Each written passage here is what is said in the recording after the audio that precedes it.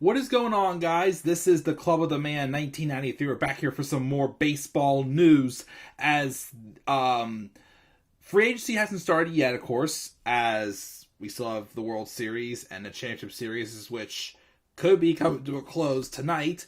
But of course, some big news has come out that it seems, to me, 95% sure that it looks like that he plans on doing this.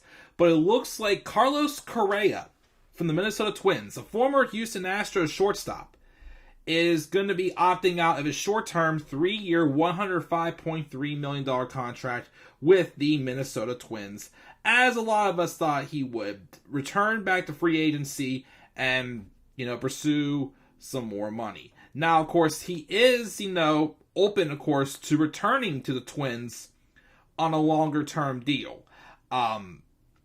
So again, he could still remain in Minnesota, but it could be on a longer-term deal. But then again, how much more money can he possibly make? But then again, I'm sure there's someone able to pull money out of their pockets to pay Correa that longer-term deal he looked for. Again, I was surprised, of course, when Correa this past offseason did sign just a 3-year deal. But then again, I think at the time, again, they had, the lockdown, they had to make some quick decisions.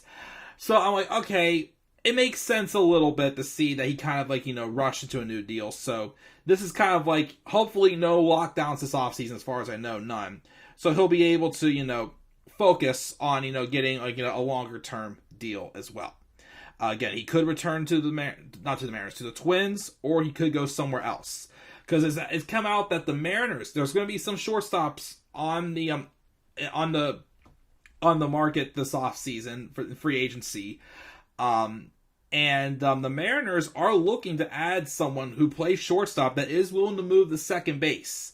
Not sure if Carlos Correa is one of those options, but of course the Mariners do have, J.P. Crawford right now as their shortstop, and they're losing Mitch Haniger, although he is open to, a return to Seattle as well. So that could be an option. Of course, other, teams that play, that can obviously afford a player like Correa, could definitely be willing to pay him, more money than he was willing to originally. Correa didn't do too bad, though, this past season with the Twins. In 136 games, after he got to a slow start, though, he still hit .291 with 22 homers and 64 RBIs. So, not too bad. Again, Correa, though, has had a history of injuries in his career. He definitely does have to prove that, he can remain healthy consistently. But yeah, so it doesn't surprise me that he did this.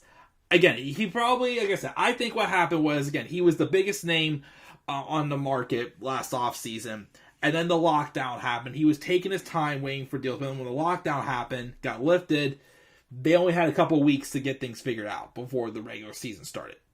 So, I think, there's a chance he could stay with Minnesota, but I'm pretty sure there's some other teams that are looking to offer some more money. Because also, Xander Bogaerts, I believe, is going to be on the market as well, unless the Red Sox can come to an extension with him. Of course, there is Aaron Judge, I think, who could be also a free agent too. So there's another big name as well out there too. But I don't know if he'll go to the Yankees though, Correa. I mean, I know they got that one player in that.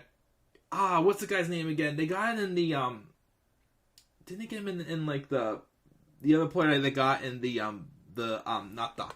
deal where they got Donaldson and then they traded Gary Sanchez and Gio Urshela to the Twins. I can't remember. But yeah, so I'm not surprised by this. I thought this would happen, especially when it was a 3-year deal with an opt-out clause after the first year. I'm thinking he's probably going to do it, which doesn't surprise me at all. So yeah, I don't know where he'll go next. Like I said, I heard the Mariners are interested in grabbing a shortstop who's willing to move to second. Maybe he'll consider that. Maybe, the Red Sox could surprise us and grab him instead of re-signing Bogaerts. And a few others he could end up going. You never know. So, we'll have to wait and see, of course. But yeah, so, yep, I'm not surprised. Were you guys surprised that Carlos Correa chose to opt out of his contract with the Minnesota Twins and test free agency yet again? Do you think he'll go back to Minnesota on a longer term deal, or will somebody else grab him?